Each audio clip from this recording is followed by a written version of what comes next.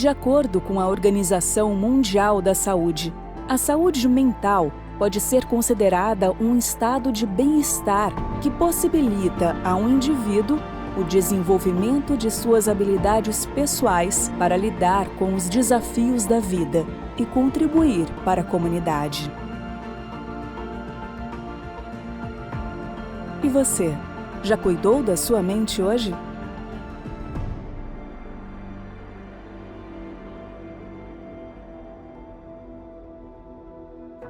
Quando enfrentamos um grande desafio na vida, somos atravessados por um turbilhão de emoções. Preocupação, raiva, frustração, ansiedade, desânimo. Cada um sente e reage de um jeito. Afinal, cada pessoa é única e tem sua própria personalidade e história de vida. Mas quando alguém vivencia algum tipo de sofrimento psicológico, todas as pessoas que estão ao redor também são impactadas e sofrem junto. Em um cenário como esse, todos precisam de cuidado e acolhimento. Todas as diferentes vozes precisam ser escutadas e consideradas. É por esse motivo que estamos de volta com a 4ª edição do projeto Rodando o Brasil, para conversarmos sobre um tema tão valioso: a saúde mental. Novas possibilidades se aproximam. Novos horizontes se apresentam. Cuidar da nossa saúde mental é a parte fundamental para vivermos todos os momentos com mais bem-estar e plenitude. Prepare-se para uma jornada de conhecimento que tem o potencial de transformar vidas.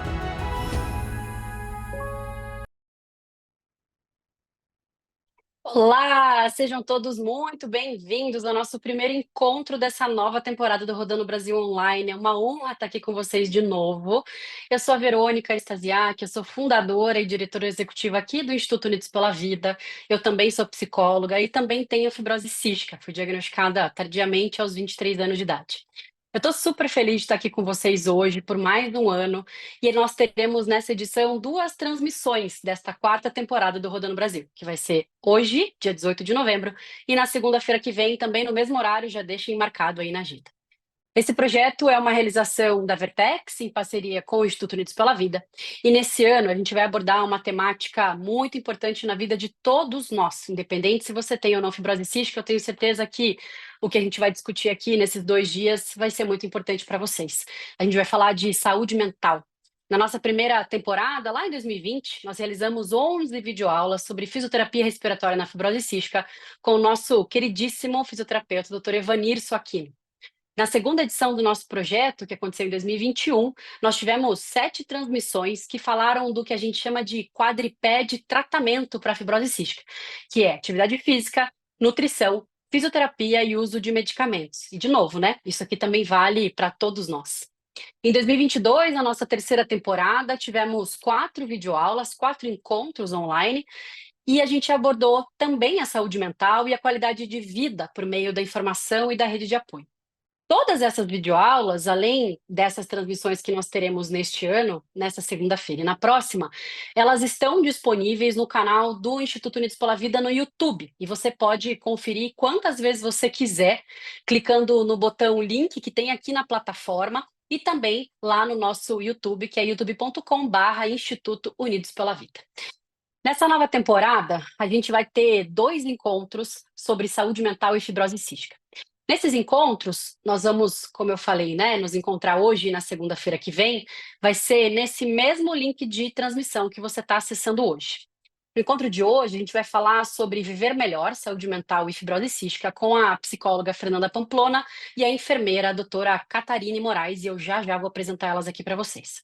Na segunda-feira que vem, já para vocês ficarem atentos e colocarem na agenda, dia 25 de novembro, nosso encontro vai ter a temática Cuidando da Mente, a fibrose cística na infância, na adolescência e na vida adulta. E a gente vai receber aqui a doutora Carolina Severo, que é pneumologista do Centro de Adultos de Fibrose Cística do HC, da Universidade Federal do Paraná, e a doutora Débora Chong, que é pneumologista pediátrica.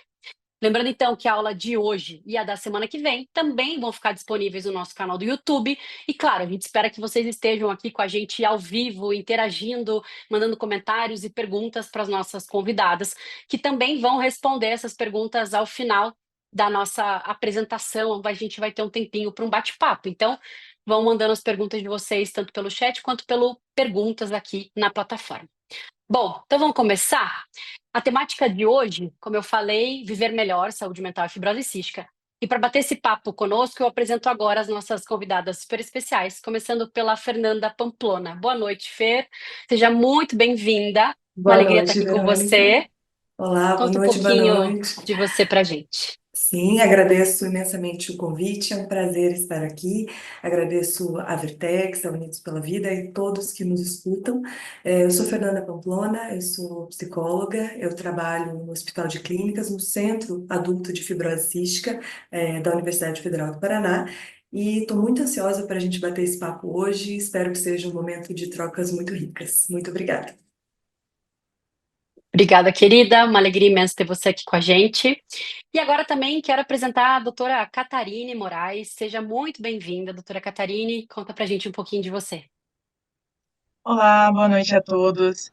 Eu agradeço imensamente o convite da Fernanda, da Vertex, de estar aqui hoje. Sou enfermeira de formação, sou professora aqui na Universidade de Brasília e tenho trabalhado com uma temática que a gente vai conversar um pouquinho hoje, que é letramento em saúde. Mas, assim como a Fernanda, eu estou bem ansiosa para a gente começar o nosso bate-papo, que vai ser bem legal nessa noite de hoje.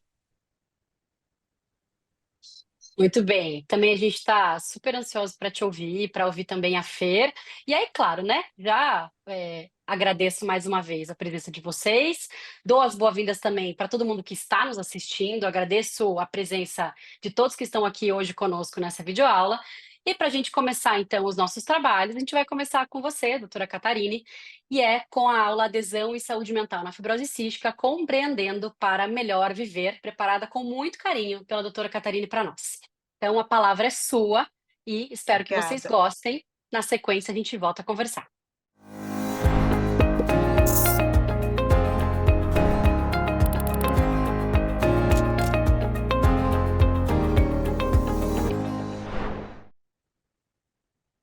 Olá, voltando, né? Como a Verônica anunciou, a gente vai conversar um pouquinho hoje sobre adesão e saúde mental, compreendendo para viver melhor.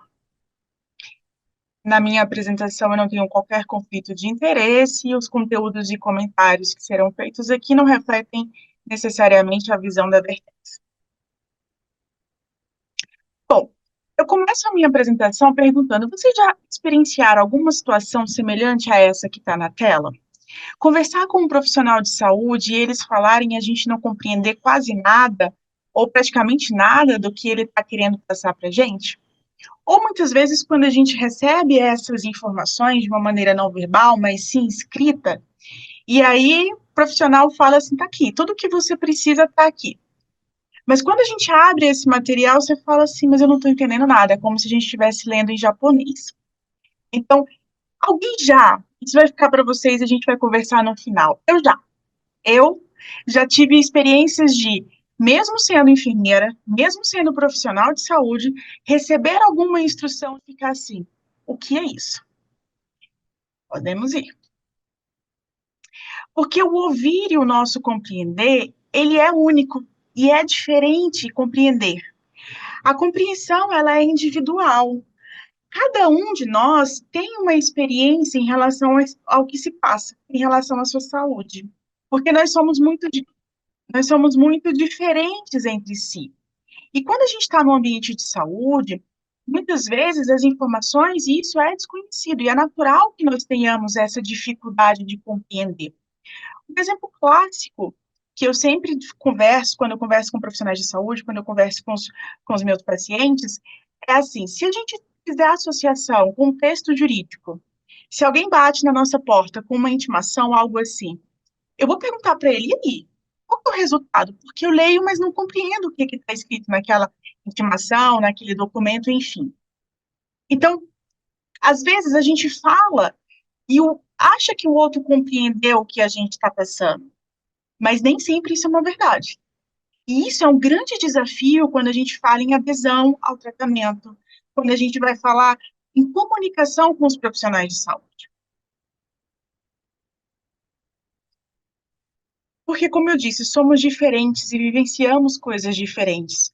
E, logicamente, nós vamos responder de maneira diferente, mesmo muitas vezes compartilhando de uma mesma experiência de doença. Porque cada indivíduo é único. A minha experiência é diferente da Fernanda, que é diferente da Verônica. E isso é um grande desafio para nós profissionais de saúde. Nós precisamos entender que o que a gente está lidando são com pessoas que convivem com alguma condição de saúde, seja ela qual for.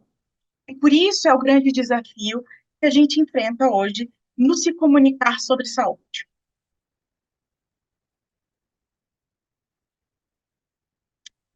E a maneira como essas informações, como a gente se comunica em relação à nossa saúde, ela vai gerar diferentes emoções. E essas emoções, elas podem acabar influenciando a maneira como nós lidamos com as nossas condições de saúde. Então, nós somos seres que, quando recebemos um diagnóstico, por vezes a gente sente medo. Quando a gente recebe, seja ele qual for, a gente sente raiva. Pode sentir aquela raiva, aquele questionamento do porquê.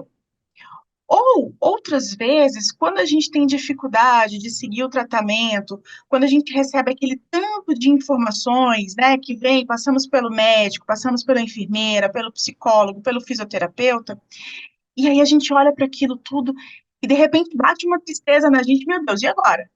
Como que eu vou dar conta de gerir isso tudo? Além da tristeza, nós temos o sentimento muitas vezes de ansiedade.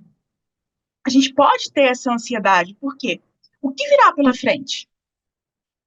Talvez muitos de vocês que estejam nos ouvindo possam ter passado por uma situação parecida como essa. Veio o diagnóstico, e aí agora? O que eu faço? O que vai vir depois? A gente tem essa ansiedade de querer saber o que vai ser a partir de agora. Isso é natural, isso é do ser humano. Ou então, com esse tanto de informações, ou a gente recebe um material educativo que foi preparado com muito carinho, e a gente não está entendendo muito bem o que é para ser feito, a gente fica com vergonha de perguntar. Você fala, puxa vida, foi feito com tanto carinho, com tanto esmero por eles, mas eu não estou entendendo muito bem o que isso está querendo dizer, o que eu faço? Eu estou lendo, mas eu não estou compreendendo. Isso também é natural de acontecer. Isso vai acontecer com muita frequência, porque é justamente isso. É um ambiente muito novo. O ambiente da saúde, ele é imenso e por vezes, até para nós, como enfermeiras, psicólogas, médicos, fisioterapeutas, ele gera dúvida. A gente fica confusa com alguns fluxos, para onde vai, para onde eu vou, o que eu faço, porque são muitas as informações para serem processadas. E além de processar, a gente precisa decidir o que vai fazer. E agora, qual é a melhor decisão? E a gente sabe que, quando a gente pensa no manejo da doença, das condições de saúde, isso tudo ele é influenciado também pela maneira como nós compreendemos as informações. Se essas informações não ficarem muito claras para a chance da gente tomar uma decisão não tão acertada em relação à nossa saúde, de como nós vamos manejar essas condições que nós temos, ela é muito grande de acontecer. Então, nós precisamos ter a certeza que nós compreendemos o que é para ser feito. Pode passar. Porque não basta a informação estar disponível. Ela precisa ser acessada e ela precisa ser compreendida. A gente precisa acessar e entender para a gente poder agir com essa informação. Na época da pandemia, a Verônica estava comentando no início, quantas e quantas informações nós fomos bombardeados nos nossos redes sociais, nos canais de comunicação, e tinha hora que eu falava, meu Deus, será que isso faz sentido mesmo? Eram muitas informações. Hoje o nosso grande problema é esse, a gente está convivendo numa era em que as informações estão disponíveis a todo momento, a toda hora, em todo lugar. E a gente precisa dar conta de processar isso de uma maneira para que a gente tome essa decisão.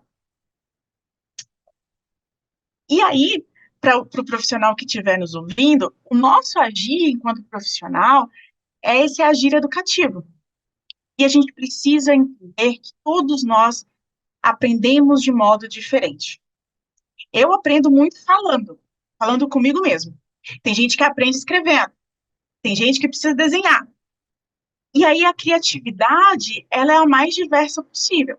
A gente precisa entender o que deve ser aprendido, o que eu preciso aprender e como eu vou fazer esse processo de aprendizado. Cada um aprende de um jeito diferente. Pessoas fazem analogias, outras desenham, outras falam alto, outras ouvem aquilo. E a gente precisa descobrir como essas pessoas aprendem melhor, para que a gente consiga chegar em cada um deles com essa informação, para que eles possam entender e agir com essa informação da maneira mais assertiva possível. Porque a nossa função somos suporte adicional. A gente precisa driblar essas barreiras de aprendizado e de compreensão que são impostas no processo de comunicação, porque isso faz parte do nosso trabalho, e isso vai influenciar diretamente os resultados que nós vamos ter em relação à saúde.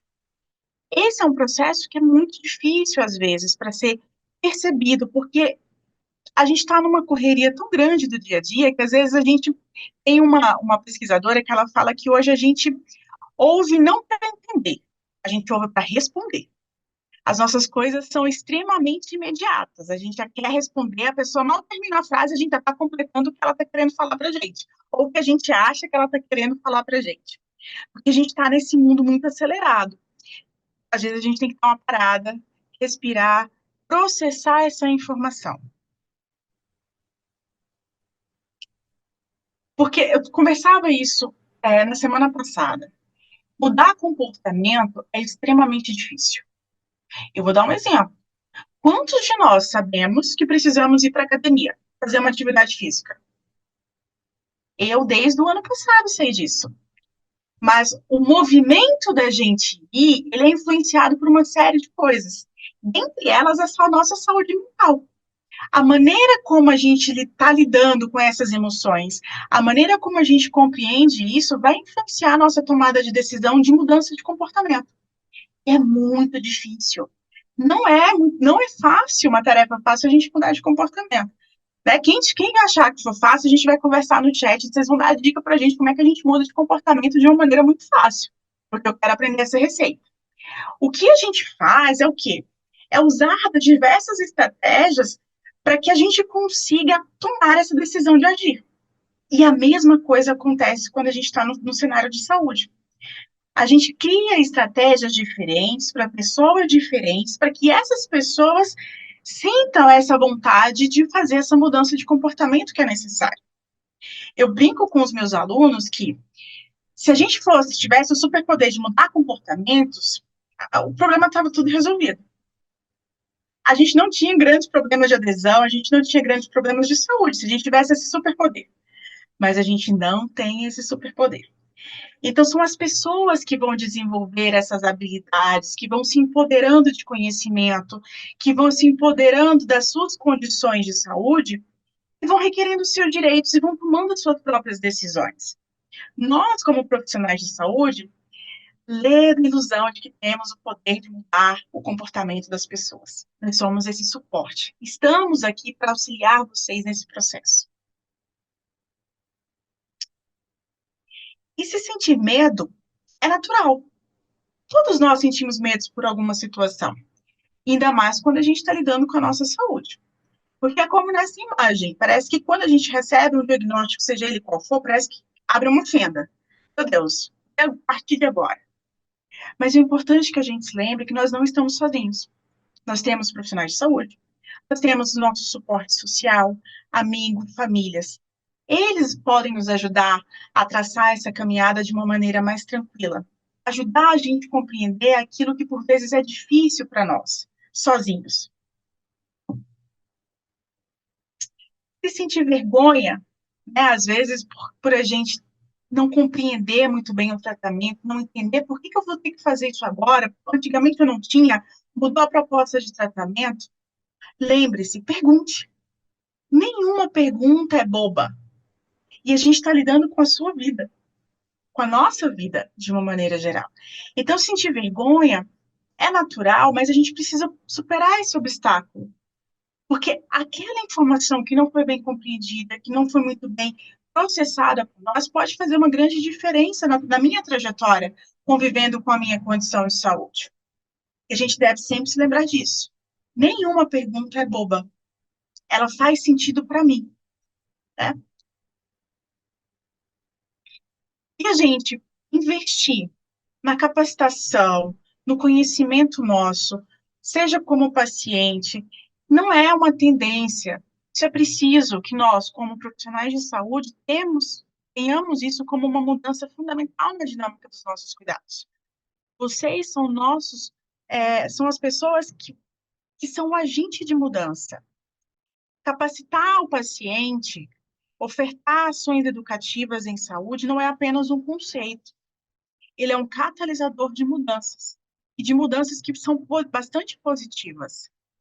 E engajar o paciente não é perda de tempo, é investimento. Vocês são os nossos parceiros nesse processo.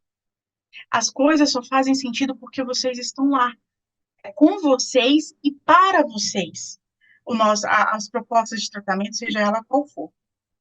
Pode passar? Porque é uma conversa sempre expert. Eu sou especialista na minha vida. Quer dizer, quem mais conhece sobre os meus sentimentos, sobre as minhas dificuldades, do que eu mesma, gente? Eu sei as minhas limitações. Como diria minha avó, eu sei onde o sapato está apertando.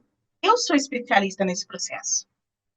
E o médico, a enfermeira, os profissionais de saúde, por outro lado, são os especialistas nos protocolos, são os especialistas no tratamento. Então, a conversa é uma parceria. A gente deve sempre se lembrar disso. Quem é mais especialista na minha condição de saúde do que eu? E sabe quando, às vezes, me veio esse start muito latente? Eu atendi uma paciente com diabetes e ela virou para mim e falou assim: Caterine, você sabe o que é ter diabetes? Eu falei: não sei. Ela falou assim: pois é, não é fácil.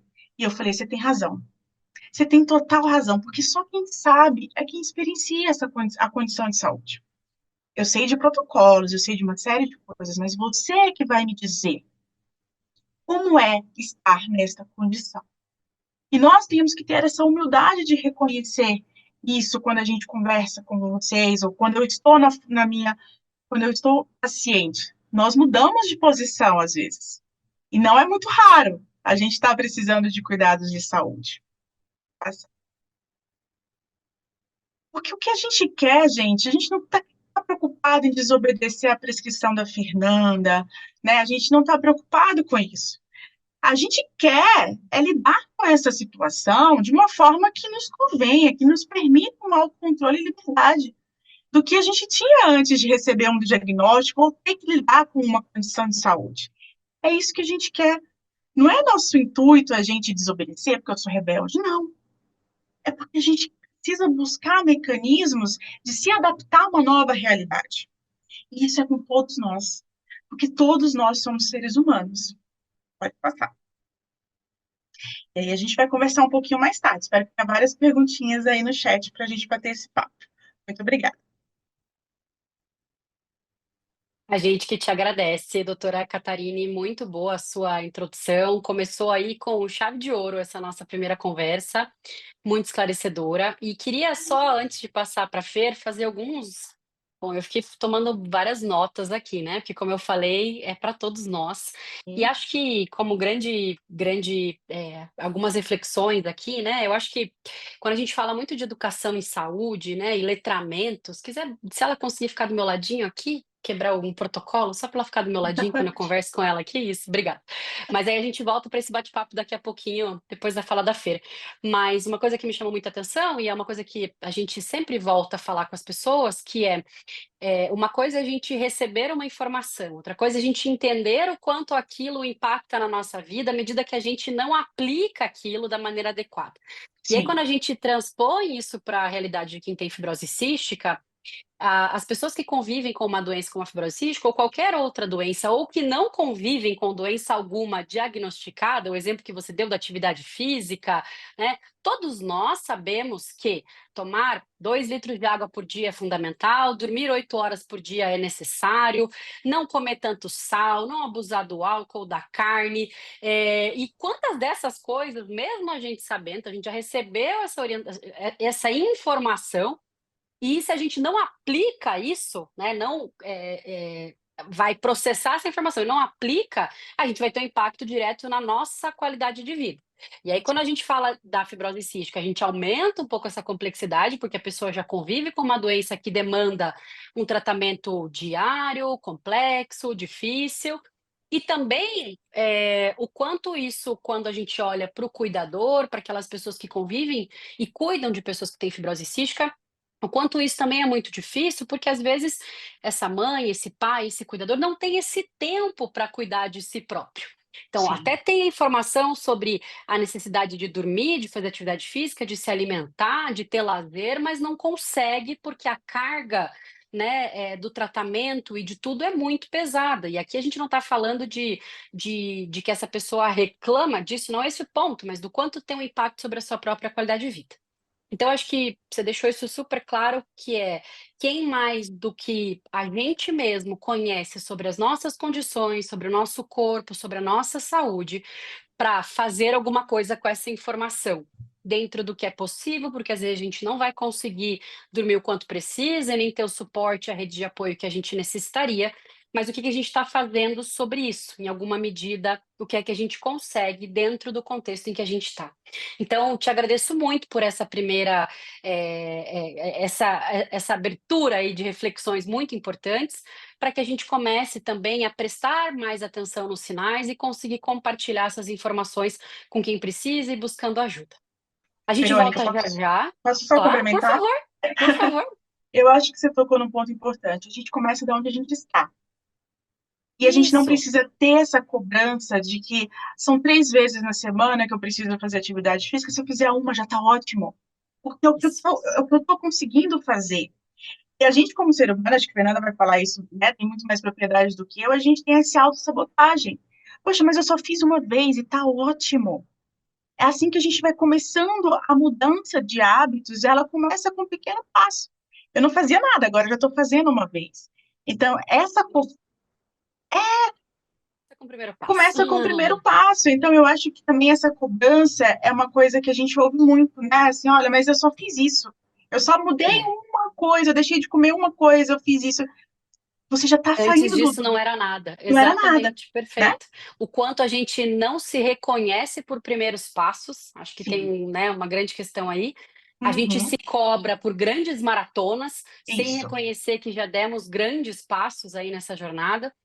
E essa lição que essa reflexão que você traz é uma lição que eu mesma pessoalmente tento aprender todos os dias, que é o pouco que você faz já é muito para o que você precisa, né? Então acho que vamos voltar nisso, enfim.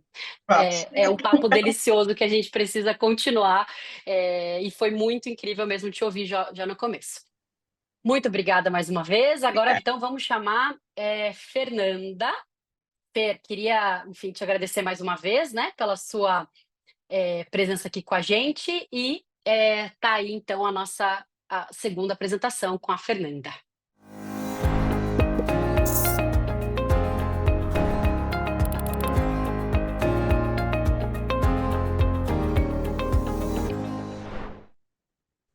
Boa noite de volta, pessoal. Agradeço a Verônica, a Catarine pela excelente fala.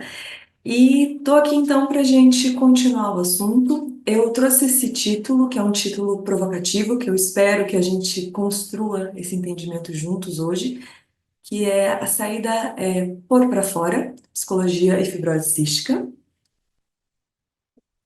Eu também declaro que não tem nenhum tipo de conflito de interesse nessa apresentação. Bom, então, como eu falei, a ideia é provocar um pouco algumas reflexões e debates. Eu trouxe essa imagem de uma figura que talvez seja muito familiar para quem estiver inserido no universo da saúde, principalmente na fibrose cística, que é um coletor. E os nossos pacientes usam eles com frequência, principalmente para coletar secreções que precisam ser, enfim, né, analisadas pela equipe médica. E a partir de uma discussão, de uma conversa com o paciente, a gente construiu a seguinte reflexão que eu queria propor hoje. Muitos pacientes trazem para mim ou para o fisioterapeuta que eles não gostam, eles têm vergonha e incômodo de tossir, né, o que eles chamam de escarrar, porque para eles é um lembrete da fibrose cística e eles sentem como se a doença estivesse piorando, né, ao colocar aquilo para fora, ou seja, enxergar essa secreção é um lembrete e uma piora, um agravamento da doença. Então, eles, ao não fazer isso, a secreção fica ali dentro, parada, sem se movimentar, e, na verdade, acontece justamente o oposto. Por não colocar para fora, essa secreção se acumula e faz mal, né? E aí, o que eu propus para esse paciente, e venho trazendo para outros, será que a gente pode pensar a psicologia da mesma forma? Ou seja, será que quando eu acumulo as minhas emoções para dentro, as coisas que estão me incomodando para dentro, porque eu não quero colocar para fora, porque se eu coloco para fora, eu acho que vai doer mais, eu tenho medo de como os outros vão me olhar ou vão pensar, então eu acho que se eu guardo tudo para dentro, eu fico bem. E na verdade eu costumo, e na verdade, mais do que isso, eu produzo novos sintomas. Então, a reflexão que eu trago hoje será que a gente pode pensar que colocar para fora o que nos faz mal, o que nos incomoda, em um ambiente seguro, no qual você esteja acompanhado por pessoas que possam ajudar, não é o primeiro passo para a gente cuidar da saúde mental? Pode passar. E aí, a minha experiência clínica, ela é centralizada nos adolescentes e no público adulto, né? Ainda que no HC nós também tenhamos a fibrose cística pediátrica. E eu quis trazer um destaque para a adolescência, né? Então, nós atendemos muitos adolescentes, muitas famílias de adolescentes. E a adolescência mesmo para aqueles que não têm um diagnóstico de fibrose cística, um momento muito rico, né, do desenvolvimento psicossocial humano, né? Alguns pais talvez diriam outras palavras, difícil, desafiador, e é tudo isso ao mesmo tempo. Então, como é que a gente pode olhar com cuidado os desafios que são pertencentes a essa fase, mas sem esquecer que nós também estamos tratando de um paciente com uma doença que precisa de acompanhamento? Pode passar. Então, aqui eu trouxe alguns pontos que aparecem, que são muito comuns durante a adolescência. É claro que a gente também pode ver muitos deles nos adultos, mas que exigem um manejo, um cuidado na hora de receber esse paciente que está saindo da pediatria, entrando no nosso ambulatório e que vai ser acompanhado pela equipe durante muitos anos. Então, se a gente pensar que o adolescente, ele não é nem mais uma criança, e nem um adulto formado ainda, então o que ele é? Esse processo é um jovem que está vivendo um processo de transformação. Toda transformação, ela pressupõe crises, desafios, ou seja, momentos de ruptura do que eu achava que eu era, do que eu gostava, de repente não gosto mais, as regras que eu obedecia, agora eu não sei mais se quero obedecer.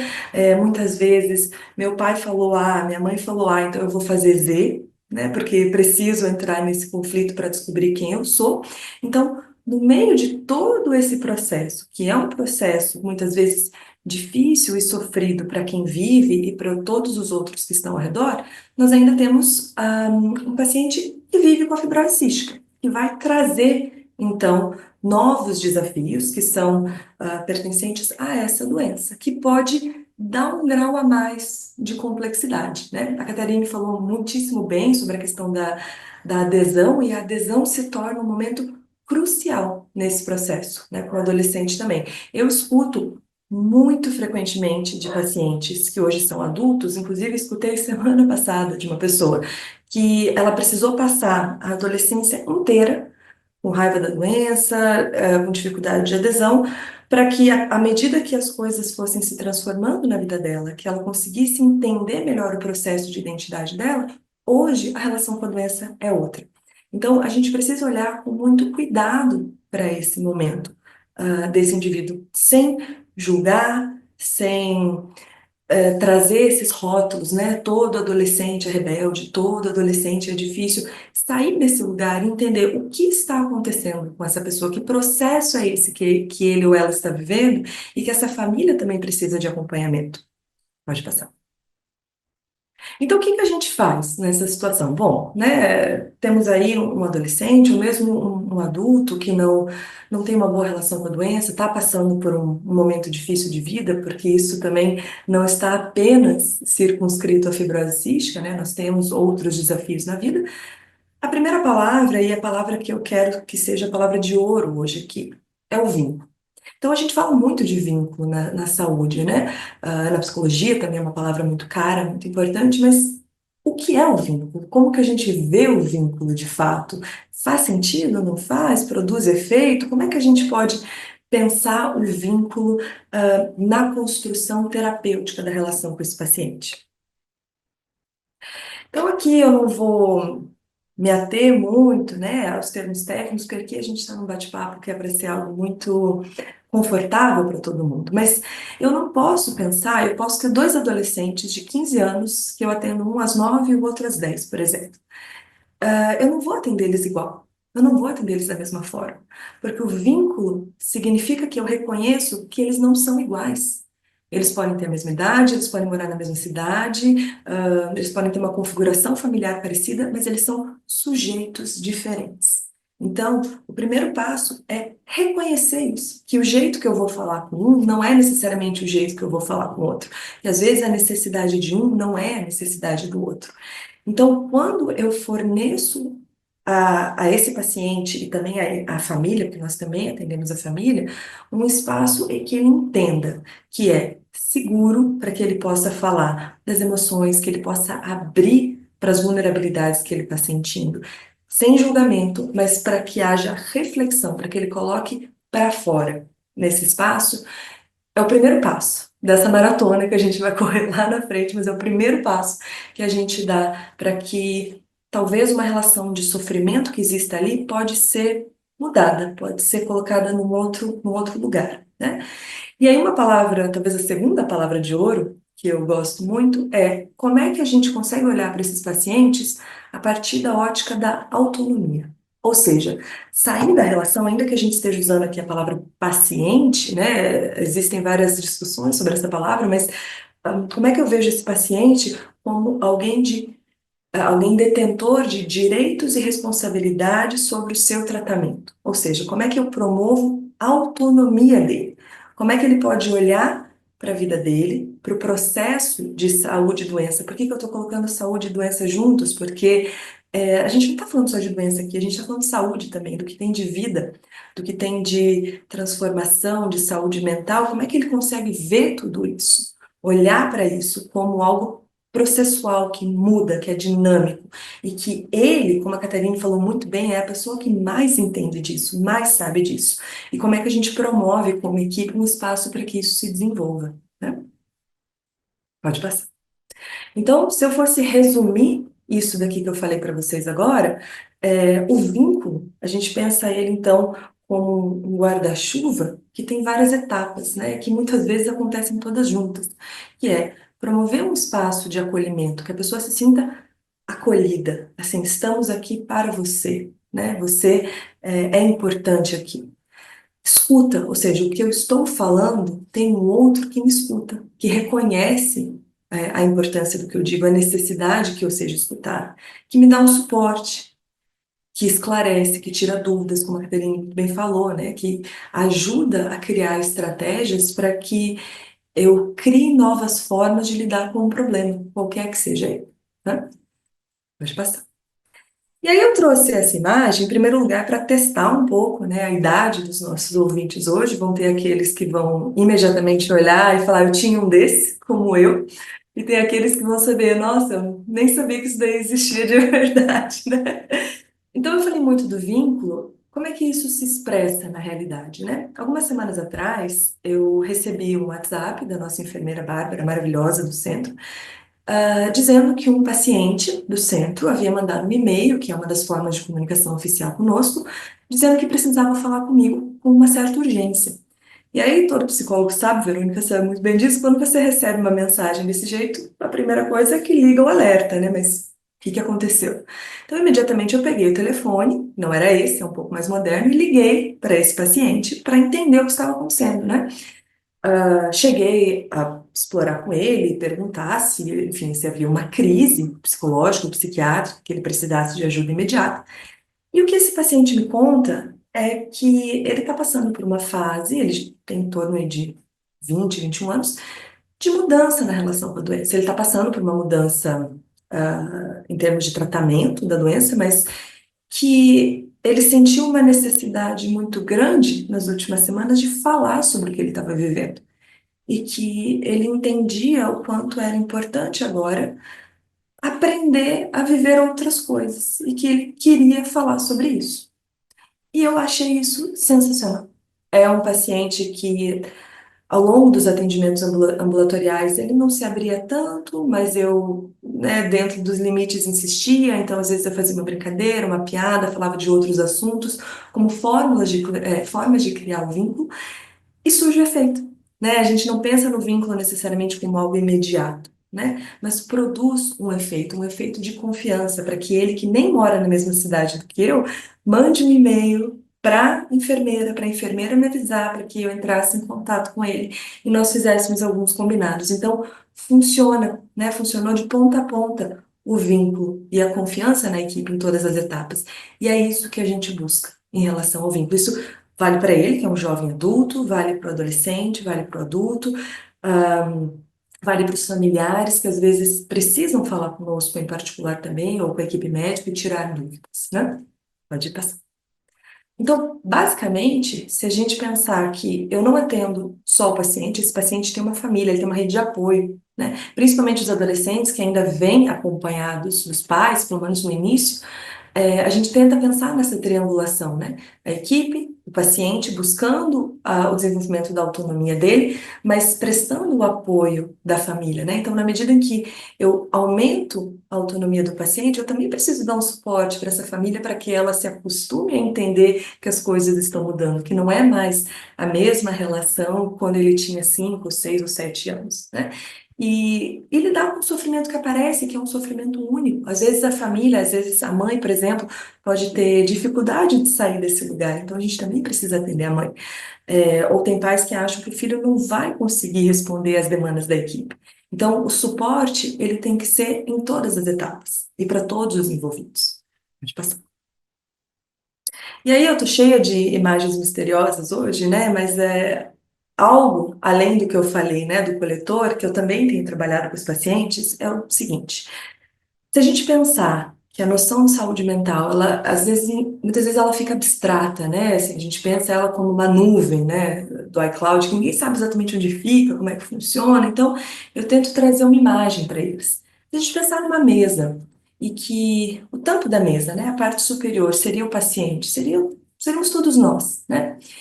E que os pés dessa mesa, eles nos constituem, eles nos ajudam. Então, por exemplo, eu posso pensar a saúde como um pé, a família, independentemente da configuração familiar, como outro pé, trabalho, o lazer, atividade física, uma relação afetiva, os meus sonhos, meus planejamentos, como pés que dão sustentação a essa mesa. Vocês concordam comigo que quanto menos pés eu tenho, mais frágil fica essa mesa? Mais fácil ela cai na medida em que a gente tem dificuldades. Então, se bate um vento, não precisa ser um vento forte, uma brisa, mas se eu tenho um pé, essa mesa possivelmente vai cair, né? Quanto mais pés eu tenho, mais sólida ela fica. Então, muitas vezes, o nosso trabalho é identificar junto com o paciente, a partir da realidade dele, quais pés ele tem, quais pés estão mais frágeis, porque ter uma doença muitas vezes pode deixar alguns desses pés mais frágeis, mais comprometidos. O nosso trabalho também é entender se não existe espaço para fortalecer isso, para incluir novos planos, incluir novos objetivos ou fortalecer aqueles que precisam de fortalecimento. É claro que a gente sabe também que tem coisas que estão para além do nosso controle, né? Também vou falar isso um pouco mais para frente. Mas dar espaço para que o paciente reconheça quais são as fragilidades e as potencialidades para que ele tenha de suporte nesse momento. Pode falar. Então, basicamente, né, a gente falou muito de vínculo, autonomia, e eu também quero trazer uma última palavra, que é auto-organização. A nossa autonomia muitas vezes é limitada, né? Então, uma criança de 5 anos, ela tem uma autonomia muito diferente de um adulto de 35, por exemplo, ou mesmo de um adolescente de 16. Nós não podemos fazer como sociedade, com todos nós sujeitos em sociedade, a gente não pode fazer tudo o que a gente gostaria, né? Então, existem limitações. Mas a autonomia, ela anda muito próxima da auto-organização, ou seja, o que esse paciente pode, dentro do que está sob seu controle, promover de desenvolvimento, de auto-organização para melhorar a sua relação no seu processo de saúde e doença e adquirir uma amplitude maior de domínio sobre as escolhas que ele faz, sobre o caminho que ele quer trilhar e sobre o que ele quer ou não da vida dele. Isso vale para eles, vale para a gente, vale para todo mundo, né? Pode passar. E, por fim, quando eu falo, né, que nossa autonomia ela é relativa, existem coisas que estão para além do que nós podemos, eu ressalto que as pessoas são diversas, né? Nós atendemos um público diverso que muitas vezes o atendimento ambulatorial ou hospitalar da fibrose cística não é suficiente. Essas pessoas muitas vezes precisam de outras coisas, precisam de um auxílio financeiro, precisam de uma academia do bairro, precisam de um curso de profissionalização, estão em sofrimento mental intenso e precisam de um atendimento psiquiátrico e psicológico, no CAPS, por exemplo. Então, se a gente voltar a pensar na questão dos pés da mesa, o nosso trabalho também é um trabalho em rede. Entender para onde eu posso encaminhar essa pessoa. Se ela não tem acesso a isso, se ela não sabe que ela tem direito, por exemplo, a tal benefício, ou como que ela se inscreve no curso X porque ela quer estudar, depois é que ela quer trabalhar, ou que ela precisa de um acompanhamento psiquiátrico, mas não sabe como ir atrás. Então, é entender que esse paciente não está isolado do resto do mundo, ele está em rede. O nosso trabalho também é um trabalho em rede. Eu trabalho muito próximo, por exemplo, da assistente social. Nós discutimos muitos casos, né? Para que esse paciente seja fortalecido, né? Numa relação capilar, ou seja, que se espalha dentro da política, né, do Sistema Único de Saúde, por exemplo, do sistema de assistência social. Pode passar.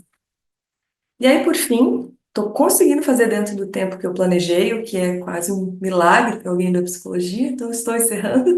Eu trouxe aqui algumas perguntas que não são para serem respondidas agora, são para serem pensadas, talvez para um outro momento. Nós estamos passando por uma mudança de cenário do tratamento da fibrose cística, né? E aí a pergunta que se põe é: será que a psicologia ainda é necessária? Talvez eu dê o meu próprio spoiler, eu acho que é, né? A psicologia, uma pessoa me disse algo que eu gosto muito, que é, às vezes eu acho que eu tenho todas as respostas, a vida vai lá e muda as perguntas, então eu acho que sempre que a gente tiver uma pergunta nova, a psicologia está aqui para ajudar, né? Como que a gente melhora a adesão, né? Acho que a Catarina falou isso muito melhor do que eu. Como é que nós pensamos de forma interdisciplinar o desafio da adesão, pensando no nosso público. E como eu falei, como é que a gente pensa, né, nessa articulação do Sistema Único de Saúde com o sistema de assistência social, como é que eles contribuem hoje no tratamento de uma doença crônica no Brasil. E por fim, e não menos importante, eu quero fazer um agradecimento público aqui à Verônica, ao pessoal do Unidos pela Vida, que em parceria fizemos juntos essa cartilha de saúde mental. Tem algumas coisas que eu já falei hoje, e para quem quiser vai ser um prazer que vocês possam acessar, está no site do Unidos pela Vida, e eu espero que possa ser muito útil na jornada de cada um. Muito obrigada, gente. Boa noite.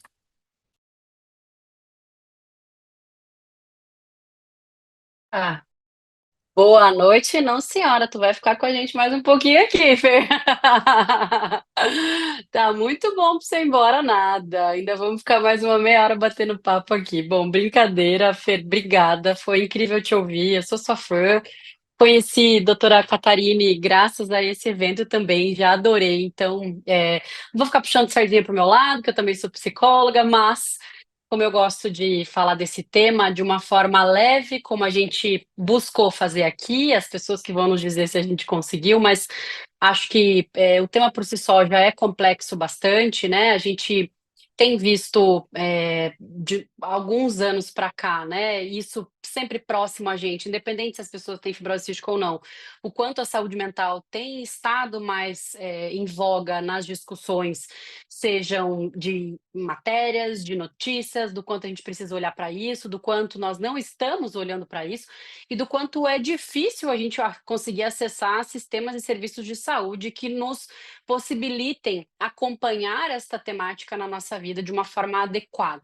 Então, infelizmente, a gente sabe que nem todas as pessoas podem acessar um serviço de psicoterapia ou que conseguem ter nos seus próprios centros de referência, pensando as pessoas com fibrose cística, um psicólogo na equipe multidisciplinar. Infelizmente, não é todos os centros de referência que a gente tem isso, nem um enfermeiro especialista em letramento para a gente poder conversar e diminuir os problemas da nossa jornada, encurtar essa jornada, né, doutora Catarine, para conseguir realizar algumas questões. Bom, então, acho que agora é hora da gente estar com as duas na tela aqui. E mais uma vez, assim, agradecer super a presença de vocês, as explanações teóricas, e quero dar uma passada aqui pelo nosso chat da nossa plataforma. Bom, primeiro que tem muita gente elogiando aqui, queria falar também que a nossa audiência está se mantendo muito bem, acho que estamos com uma alegria aí de estar com várias pessoas ao vivo aqui com a gente acompanhando. A gente vai, claro, ter esse material residual aí para todo mundo poder acessar, mas estou bem feliz aqui com as pessoas. A Inês falou parabéns, maravilhosas suas palavras, então o pessoal gostou bastante. Deixa eu voltar aqui. A Mariana Camargo, essa é uma participação internacional aqui, a Mari está nos Estados Unidos. Quantas informações necessárias, parabéns a todos por trazerem temas tão importantes. Então, vários coraçõezinhos ali.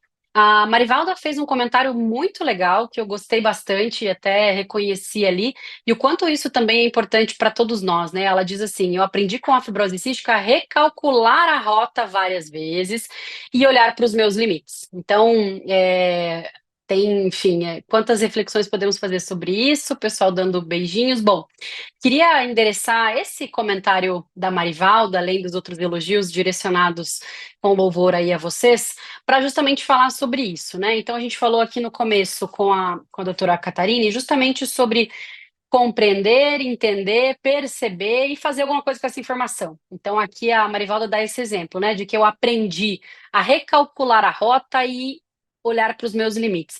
Para algumas pessoas, né, doutora Catarina, e para a Fer também, queria jogar essa bola para as duas, pode parecer que recalcular a rota e reconhecer limites pode ser um fracasso.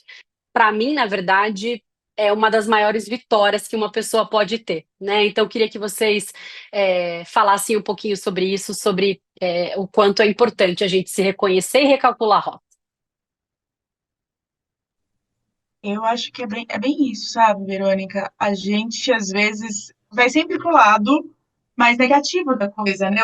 Vou ter que recalcular, eu tenho uma condição agora que eu preciso repensar. Mas isso também pode ser o lado positivo, e eu acho que isso é que nos torna seres humanos, essa possibilidade que a gente tem de recalcular essa rota, de achar caminhos que outras vezes a gente nem imaginava que podia seguir, a gente começa a descobrir coisas que a gente nem imaginava fazer nessa nova rota. Então, essa é a beleza também do caminho, né? A gente tem aquela famosa frase que diz que a beleza é o caminho que a gente percorre, não, nem sempre a nossa chegada. O quanto que a gente aprende nessa nossa jornada, seja qual condição for, né? A Manuela trouxe o exemplo da fibrose cística, do quantas jornadas a gente enfrenta na nossa vida, cotidianamente, que a gente precisa recalcular, né? Não só na questão de saúde. Quantas vezes a gente muda, replaneja, ou a gente. É isso, a gente está nessa constante mudança, e eu acho que isso é o bonito da vida, a gente poder ter essa possibilidade de mudar de opinião, recalcular rotas, aprender coisas diferentes. Eu acho que isso é um motivo de muito orgulho. Nós não somos Gabriela, né? Não nascemos assim, não crescemos assim. Boa, Então, assim, a gente exatamente. sempre tem a possibilidade de estar mudando. Ou muda de pensamento, muda de. Enfim, não somos Gabriela. Eu sempre falo isso para os meus pacientes, né? A gente sempre está tendo a possibilidade de mudar. Eu adoro essa metáfora, né? Síndrome de Gabriela, não. Eu cresci assim, eu nasci assim, você para sempre assim. Não, gente. Eu acho que a beleza da vida é justamente ter a possibilidade de aprender, mudar, recomeçar, refazer a rota mesmo e saber que se assim, se a gente acata para nossa vida a síndrome de Gabriela, a gente também tem que entender que teremos consequências, né? Cada ação é uma reação. A gente provavelmente não vai evoluir, vai continuar sofrendo, não vai crescer, enfim, tem muitas questões, né? A decisão é de cada um, claro, mas evoluir também é maravilhoso, e acho que aqui, e aí passando a bola já para Fer, acho que quando a gente fala de saúde mental e questões ligadas, né, como por exemplo a depressão e outras doenças do espectro aí de saúde mental especificamente, por vezes é difícil para a pessoa justamente conseguir perceber a necessidade de recalcular a rota, né? Então, até a gente ter a percepção clara de que, sim, estamos enfrentando uma condição de saúde mental, seja você uma pessoa com fibrose cística, seja você um familiar ou quem está nos acompanhando aqui, é uma linha muito tênue entre perceber que precisa de ajuda e conseguir pedir ajuda, e mais do que isso, aceitar a ajuda, numa instância em que sim, conseguimos esse espaço para ter ajuda, mas você perceber e pedir ajuda. Queria que você, então, falasse um pouco sobre isso, sobre esses sinais que a gente tem que ficar atento para justamente conseguir perceber, pedir ajuda e recalcular a rota. Sim, concordo com você, Verônica, e fazendo um gancho sobre o que vocês falavam agora, até adentrar nesse assunto, eu acho que se no primeiro momento pode ser um sinal de fracasso ter limites e reajustar a rota, geralmente o que a gente vê depois é que produz muito alívio. A gente para de se chicotear tanto, assim, né? Então quer dizer que eu não preciso ser perfeita, eu não preciso ser super-humana. É muito bom descobrir que a gente é humano e que nós falhamos, nós erramos, mas que a beleza da vida pode ser justamente em vivê-la, né? Inclusive nos erros e acertos. Então, dito isso, nós temos, inclusive na cartilha que eu coloquei, a gente coloca alguns dos principais sintomas, da ansiedade, da depressão, e aqui eu quero fazer um parênteses sobre a ansiedade especificamente, ou mesmo sobre a tristeza, né?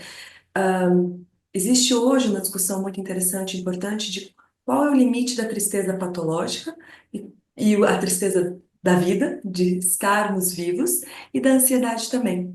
Então, eu tento trabalhar isso com os pacientes, né? Então, o paciente que vai prestar o vestibular pela primeira vez, ou que sentiu uma melhora importante, que está recomeçando a fazer coisas na vida que antes não conseguia fazer e que sente uma ansiedade. Então, a gente também pensa até que ponto essa ansiedade não tem que ser sentida em alguma medida, mas qual é o momento em que ela extrapola. Então, e eu acho que quando ela extrapola, quando ela produz sofrimento para aquela pessoa, é o momento de ficar atento e pedir ajuda.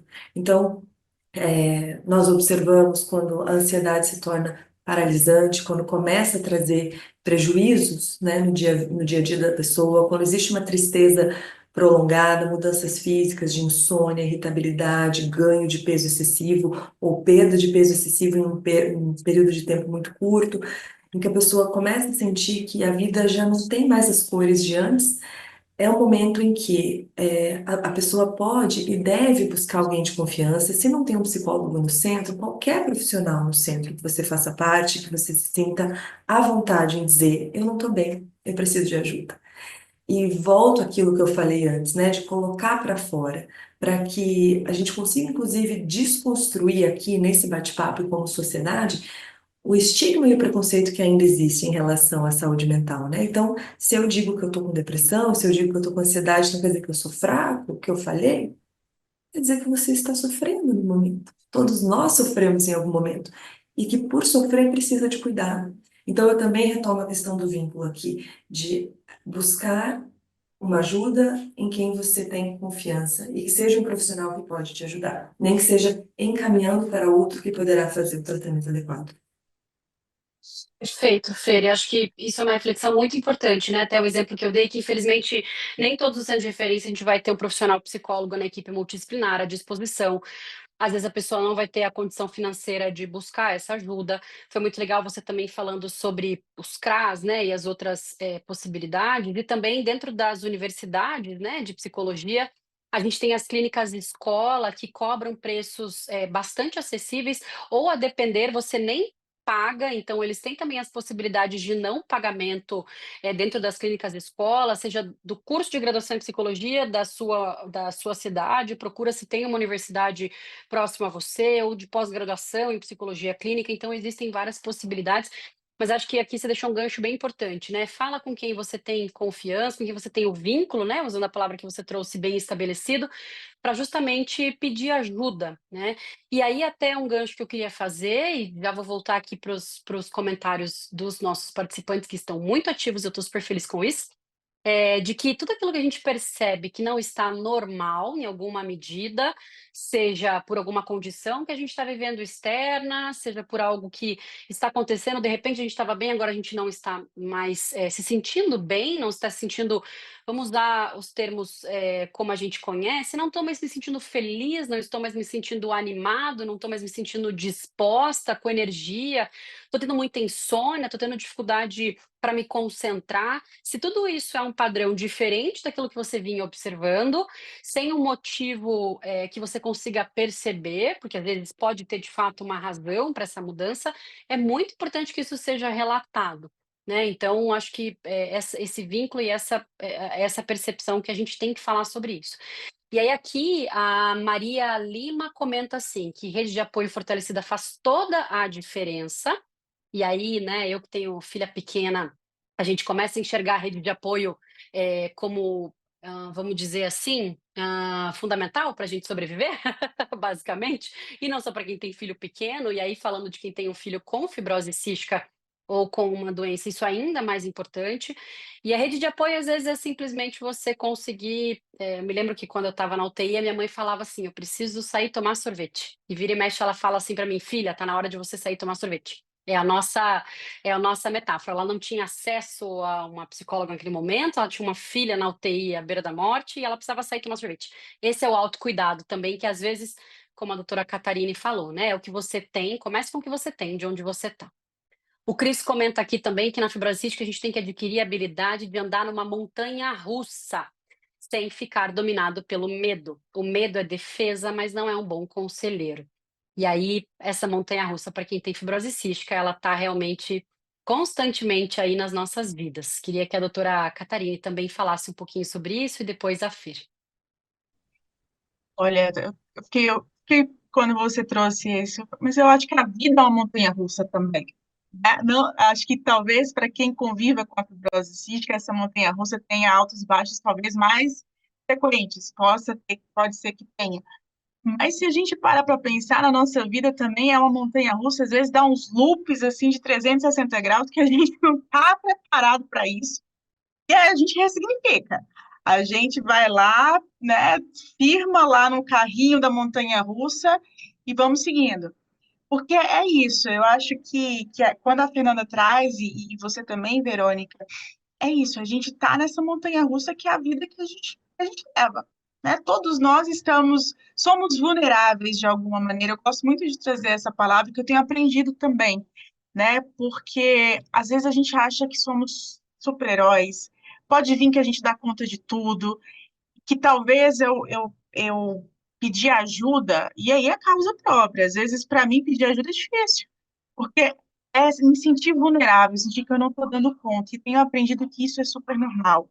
É muito bom também a gente pedir ajuda para nossa rede de apoio, porque às vezes as pessoas também se sentem muito felizes em poder nos ajudar. Às vezes a gente fica receoso de, eu vou estar incomodando, mas às vezes a pessoa também se sente muito útil. É uma via de mão dupla. Eu acho que a gente está nessa montanha-russa é muito isso, é a gente reconhecer que hora a gente vai estar lá em cima, hora a gente vai estar lá embaixo, mas que a gente sempre está rodeado de pessoas que podem e estão dispostas a nos ajudar. E isso que é muito bonito, é porque a gente pode contar com essas pessoas que realmente nos amam e que estão ali para nos apoiar. Muito bem. E é importante sempre a gente lembrar e fazer essa conexão com quem está nos assistindo e que não tem fibrose cística, mas o quanto isso, de novo, né, vale para todos nós. Saúde mental é um tema que todos nós precisamos prestar atenção. E a Luzinete Rezende, se eu não acho que eu falei certinho, ela comenta também sobre que a rede de apoio considera ali família, família extensa, né, os amigos, instituições, a escola, enfim, e os profissionais, claro. Então, é quem nos ajuda aí esse trilho da nossa montanha-russa, justamente, né. Fer, queria que você comentasse também um pouco sobre isso, por favor. Eu acho, gente, que uma vez uma pessoa me falou algo, eu gosto de trazer essas citações que eu vou aprendendo com os pacientes, e que eu gosto muito, né? Uma vez uma pessoa me falou que a coragem não é a ausência de medo, mas é a gente conseguir caminhar com ele. Então, tá ok sentir medo. Muitas vezes é compreensível sentir medo, né? Mas o que a gente faz com esse medo também, né? Então, como os pacientes escolhem lidar com esses momentos dentro da realidade também é algo importante. E aí eu retomo a questão que todo mundo vem falando bastante hoje da rede de apoio. Então, uma rede de apoio que ajude a passar por esses momentos da montanha-russa, talvez quando está mais em cima está melhor, mas quando a gente cai em alta velocidade, é importante que você tenha um apoio para lidar com o medo. Mas, novamente, para nós, o medo, a angústia, a ansiedade, a gente não quer soterrar isso, mas trabalhar com esses sentimentos para que as pessoas encontrem a vida durante esses momentos também, né? Então, é caminhar com medo em muitos momentos, para todos nós. Exatamente, muito bem. Bom, a gente tem algumas perguntas aqui que eu também queria endereçar, além dos nossos comentários do chat, né? Então, recebemos aqui uma pergunta recente. Fer, essa é para você. Quanto ao atendimento psicológico, tenho conhecimento de que famílias carentes podem buscar por atendimento no CRAS de referência da sua cidade, procurar por atendimento social e também solicitar assistente social em encaminhamento de psicoterapia para a faculdade, universidade de sua cidade, pois quem é atendido por CRAS tem prioridade. Queria que você só, foi mais um comentário ali, né, mas talvez para que os demais também possam falar sobre isso. E aí também já puxar o gancho, por favor, Fer, na tua resposta, conectando a questão da adesão ao tratamento, né, que é uma coisa que é super importante a gente sempre falar, que você ter toda a questão do conhecimento, que a doutora Catarine falou bastante, da compreensão sobre a sua própria condição, e aí não só a adesão ao tratamento psicoterapêutico, a gente está falando aqui de saúde mental, mas o quanto você também estar bem e conhecer sobre a sua condição pode te fazer compreender melhor aquilo que você tem, como no caso da fibrose cística, e aderir melhor ao seu tratamento. Porque, embora estejamos vivendo momentos muito novos na fibrose cística, a gente tem toda ainda uma necessidade de adesão ao tratamento, inclusive a novas opções terapêuticas, mas esse tratamento de fibrose cística, ele tem uma carga bastante grande aí para as pessoas, então queria que você desse essas duas conexões aí para a gente, reflexões. Obrigada, Fer. Imagina, eu agradeço a pergunta e o comentário. Então, em termos de rede, é claro que existem particularidades, né? Cada cidade, cada município, a gente também fala cada território, às vezes tem configurações próprias. O CRAS, geralmente, o CRAS e CREAS, que são dispositivos do Sistema Único de Assistência Social, geralmente eles não fazem psicoterapia, digamos, clássica, né? Como nós pensamos aqui, individual. Eles têm atendimento de suporte em grupo, a família, então eles ajudam a mitigar, combater certas vulnerabilidades e fortalecer laços familiares, o que muitas vezes é extremamente importante e necessário. Para atendimentos psicológicos, por exemplo, ali no HC nós temos, muitas vezes a gente encaminha, igual a Verônica bem colocou, clínica, escola também é uma opção muito legal. O CAPS, ele tem algumas modalidades de atendimento psicológico e psiquiátrico também. Tem aqueles pacientes que fazem isso fora do SUS, então para o plano de saúde ou particular também, que também é uma opção. Mas então são modalidades de psicoterapia, de atendimento psicológico um pouco distintos entre eles, né? E cada um com sua vantagem, com sua importância, a depender de cada caso, né? Por isso que sempre quando eu vou conversar com o paciente, isso é muito importante, né? Como resgatando o que a doutora Catarina falou antes, né? De como eles sabem. Eu pergunto para o paciente qual a sua cidade, que você conhece da sua cidade? Qual a unidade básica de saúde que você frequenta? Tem atendimento psicológico lá? Você já está na fila? Sabe o tempo mais ou menos de fila? Porque pode entrar na fila lá, mas se demorar muito, vamos dar uma olhada nas faculdades de lá para ver o que que tem. Se você acha que tal oficina no CRAS, por exemplo, te ajudaria. Então, a gente vai construindo junto com o paciente as melhores possibilidades a partir da realidade dele. E o que a gente percebe, Verônica, fazendo esse gancho com o que você trouxe, de fato, é que à medida em que, novamente, a gente coloca para fora, né, vai desmistificando algumas coisas e a pessoa consegue nomear, então o que eu tenho é fibrose cística, então o que eu achava que isso significaria, na verdade não é bem isso, eu entendi que eu posso fazer tal coisa, aqui eu consigo, aqui eu tenho que tomar um certo cuidado, ou seja, quando aquilo vai saindo só da nossa imaginação e vai vindo para a realidade com apoio, a minha chance de me apropriar do meu tratamento, de ter uma adesão, é muito maior, porque eu consigo entender o que de fato eu tenho.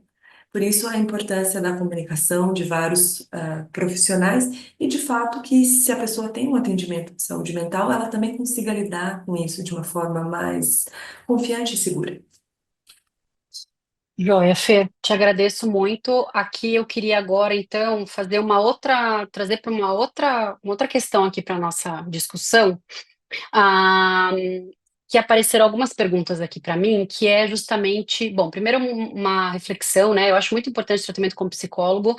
Isso me ajudou muito a entender muitas coisas e principalmente entender sobre o meu tratamento e sobre o que eu iria passar. Foi muito importante para mim.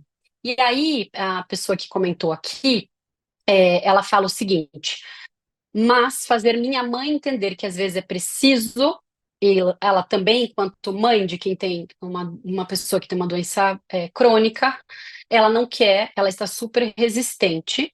E aí eu já vou engatar em outras duas perguntas que chegaram aqui para mim no privado, e que também é de uma mãe de um paciente. Que daí complementa essa pergunta, né, de que eu entendo que é uma pessoa com fibrose cística que fez, e essa mãe de uma pessoa com fibrose cística diz o seguinte: estou nessa montanha russa, meu filho foi diagnosticado com fibrose cística no exame do teste do pezinho, está com 4 meses, eu ainda não vejo como vai ser nesta montanha russa, e acho que isso, naturalmente, a gente está falando de uma criança recém-nascida, que para além da fibrose cística, está passando por picos de desenvolvimento, está crescendo, já é uma montanha russa por si só, né?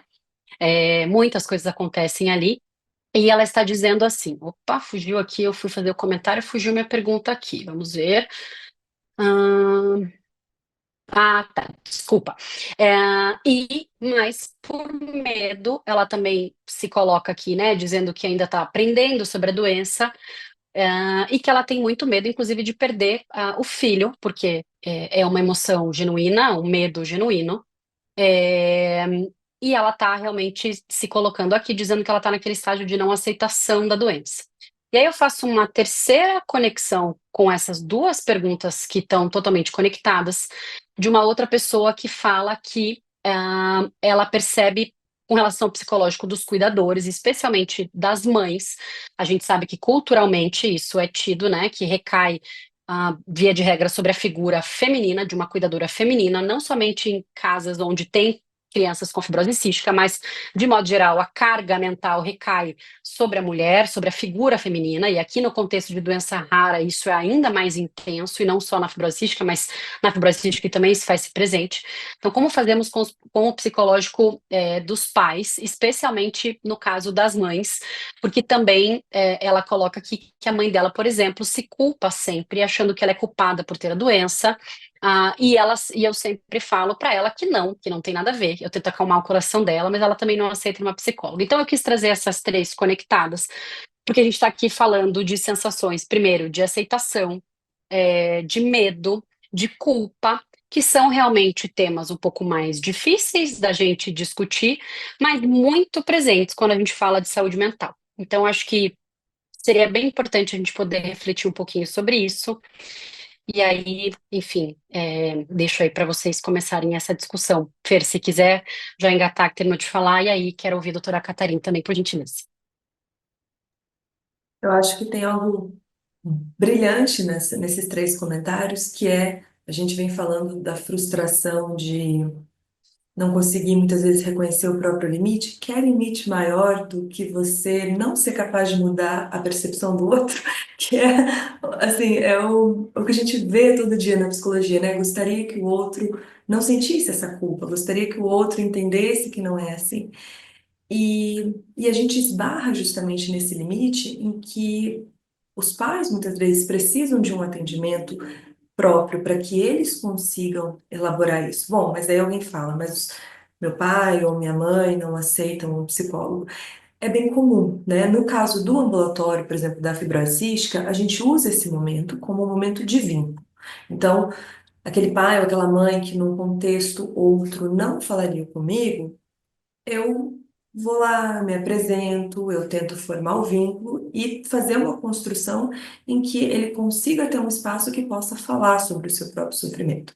Mas o que a gente vê, e é sempre muito difícil de aceitar isso, né? Porque existe muitas vezes um cuidado, uma proteção do filho de querer dizer, olha, não é culpa sua, eu não gostaria que você estivesse sofrendo, ou a mãe fazendo isso em relação ao filho, mas a gente esbarra na medida em que nós não conseguimos abrir a cabeça da outra pessoa, mudar o que está ali dentro e sair, né? Imagina como seria se fosse dessa forma.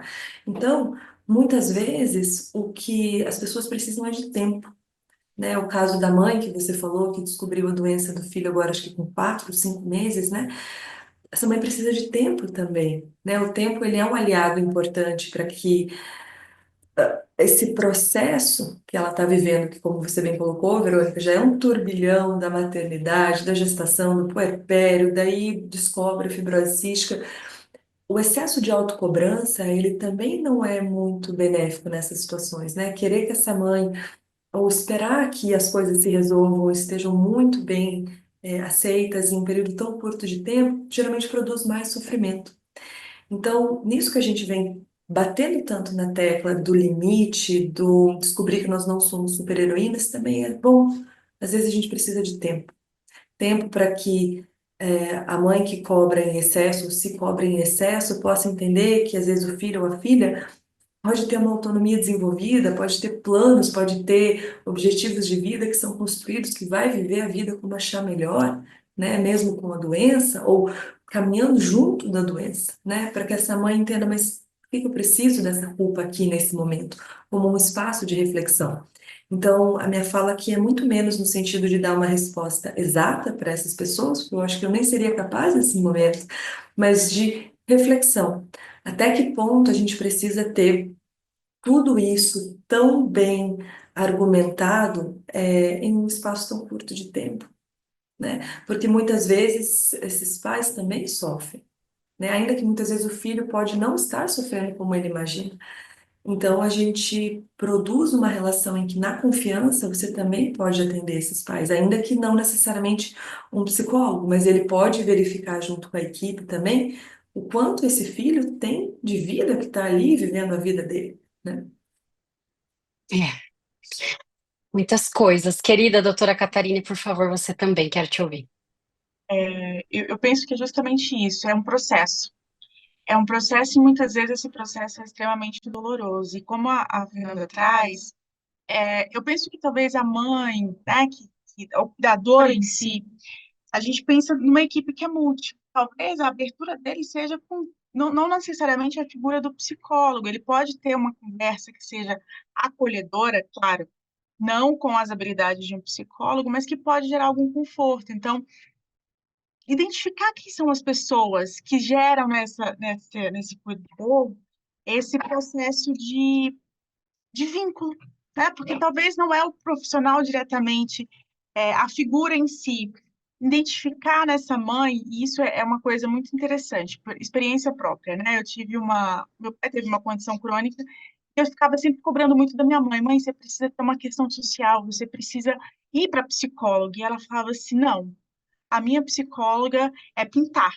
E ela foi descobrindo outras coisas que tirava ela um pouco desse contexto, né? Tirava um pouco daquele ambiente de cuidado, que a sobrecarga era maior sobre ela, né? Então, assim, eu acho que a gente acaba descobrindo também, recalculando algumas rotas nesse cuidador, nesse processo de que talvez não seja, como a Fer trouxe, né, tão fechado em si, né, da terapia em si no primeiro momento. Obviamente, a terapia é extremamente importante, mas a gente ainda tem uma certa resistência, ainda mais se essa pessoa é uma pessoa mais velha. Precisa de terapia para quê? Não estou doente, eu estou super bem. A gente ainda ouve alguns discursos sobre isso, né? Então, eu acho que é sempre um processo, a gente respeitar também, né? Como cada um processa de uma maneira diferente, cada um enfrenta de uma maneira diferente, né? E dizer que a gente está lá, para o que ele precisar. Quando ele tiver, quando ele se sentir bem, se tiver vontade, os nossos ouvidos estarão lá para ouvir atentamente, para que a gente possa caminhar juntos. Eu acho que é o fundamental, e aí eu acho que cada profissional também precisa deixar essa porta aberta. Porque talvez é por você que ela vai chegar até a Fernanda, talvez seja por minha enfermeira, talvez seja pela assistente social, que a gente consegue fazer pontes. Somos pontes na caminhada de muitas pessoas.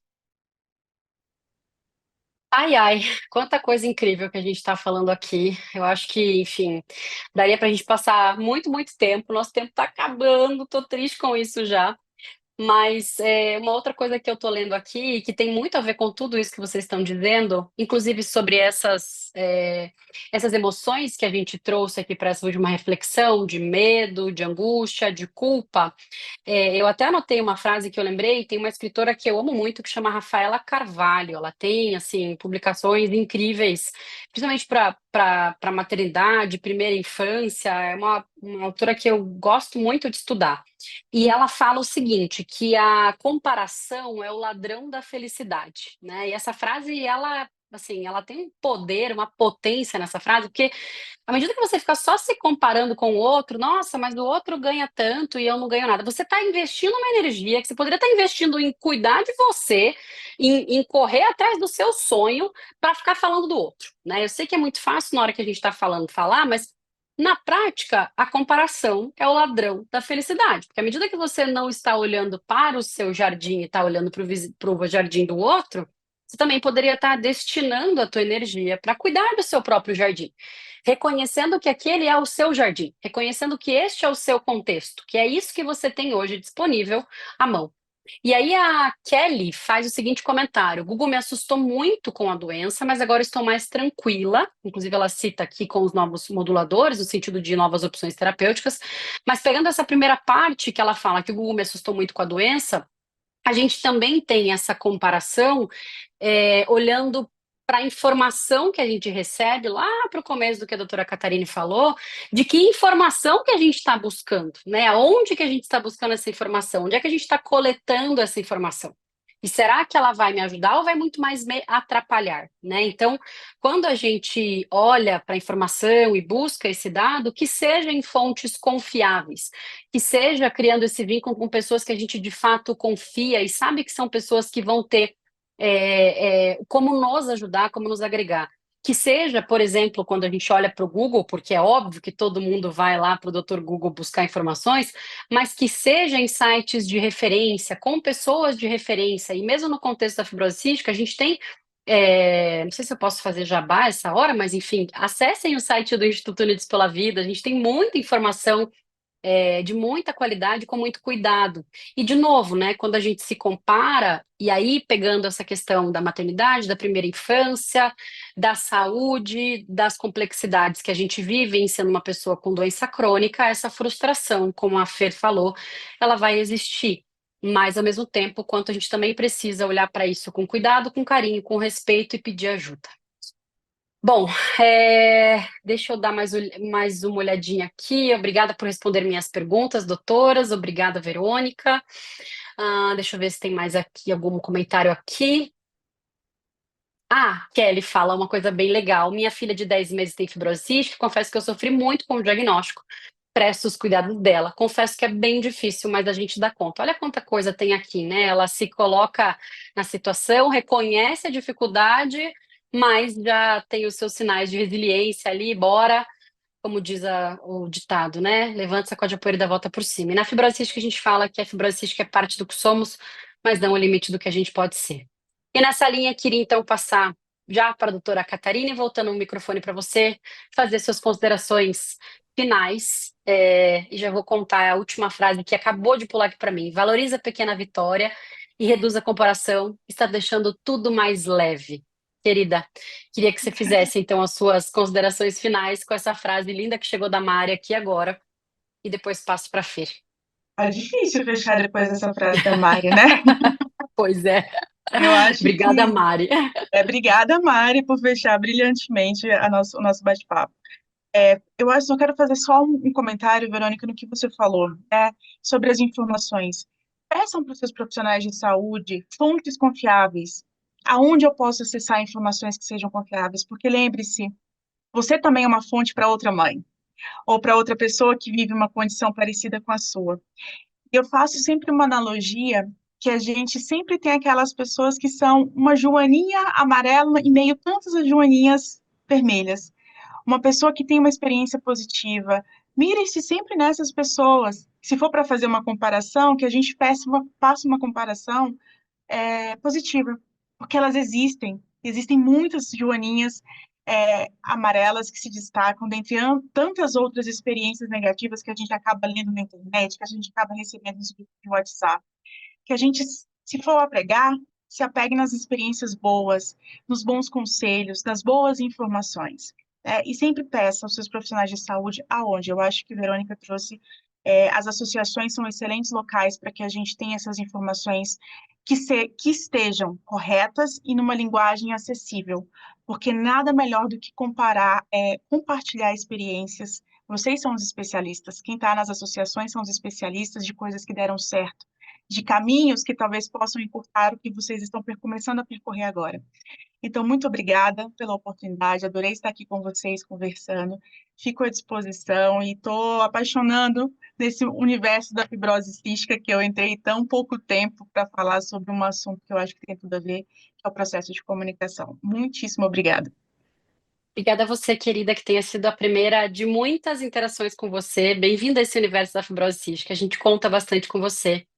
E Fer, eu vou ter que fazer uma outra pergunta para você antes de você fazer suas considerações finais, que acabou de chegar. Eu acho bem importante a gente endereçar. Vou roubar uns minutinhos extras aqui seus. E que ela vai muito em linha daquilo que a gente tinha acabado de comentar sobre a questão do medo, da culpa e tudo mais. E é uma pergunta, né? E acho que daí você engata nas suas considerações finais. Primeiro é um comentário aqui da Luzinete, que ela diz que é algo que tem chamado muito a atenção dela e levado à reflexão sobre os desafios e investimento, né, de desgaste emocional das famílias, e cada uma traz a sua história e vai muito nisso que a gente acabou de falar. Cada pessoa é única, cada família é única, cada rede de apoio é única, cada reflexão das emoções e possibilidades é única, e a motivação para você aderir ao seu tratamento e para você se cuidar também não é o tempo que você gasta para se tratar, mas o tempo que você investe na sua própria vida. E também eu sempre falo isso, né? Que eu não vivo para me tratar, eu me trato para viver. Né? Então, eu me cuido para poder viver mais e melhor, ao invés de só entender que eu vivo aqui só para fazer o meu tratamento. Mas tem essa pergunta que chegou, além desse comentário que eu queria colocar, que é o seguinte, e aí, Fer, acho que você pode conectar mesmo com uma reflexão sobre isso, que é como não sentir medo? Acho que essa é uma pergunta que valeria uma outra sessão só sobre isso, mas não quero deixar essa pessoa que fez a pergunta aqui no privado sem uma resposta, né? Então, como não sentir medo? Como fazer para parar de chorar quando a gente está sozinho no banho, no quarto, cozinhando? Então, essa coisa tão personificada da tristeza transbordando em lágrima, né? Aquilo que a gente não consegue transmitir em palavras. Aqui ela está contando bem o pôr para fora dela, né, Fer? E acho que eu queria muito que você falasse sobre isso para a gente poder, então, dar não direcional terapêutico, mas reforçar a reflexão do quanto é importante essa pessoa pedir ajuda e todos nós, a partir desse colocar para fora no nosso potinho e também através das lágrimas, né? Mas você me traz essa pergunta no final, vai Você vê, ficar né? Tipo assim, pergunta de prova no final, né? É aquela que e fica, ok, é a agora a gente faz última, o né? quê? Não quero que ninguém saia, enfim, né? Que a gente saiba o que fazer, basicamente, ou pelo menos uma pinceladinha do como pensar. Exatamente. Eu Desculpa, acho que colega. eu acho que no o primeiro momento, assim, né, ouvindo a primeira pergunta, eu diria: é possível não sentir medo sendo humanos como somos? O que que eu quero dizer com isso? o medo faz parte. Ele não é agradável, muitas vezes a gente sofre muito e não quer sentir ele. É a coisa mais humana e mais bonita que tem, né? Não quero sentir medo, mas sinto porque eu estou viva, né? Então, é uma pergunta quase impossível, né, de ser concretizada. Dito isso, eu escuto essa pergunta de um lugar de sofrimento, né? Ou seja, o sofrimento que me transborda, que ele ultrapassa, né, o limite, às vezes, das próprias palavras, que a gente não consegue, muitas vezes, dizer, né, o que sente, de tanto que sente. Eu acho que é um sofrimento que merece um espaço para ser trabalhado. Na psicologia, a gente traz muito um contexto, né? Eu vou tentar não teorizar aqui, serei muito breve, mas de que as crises são momentos de potencial transformação. Isso na clínica ampliada a gente estuda muito, ou seja, aqueles momentos que é um momento parece que de ruptura, de que as coisas não fazem mais sentido, que geralmente são momentos de profundo sofrimento.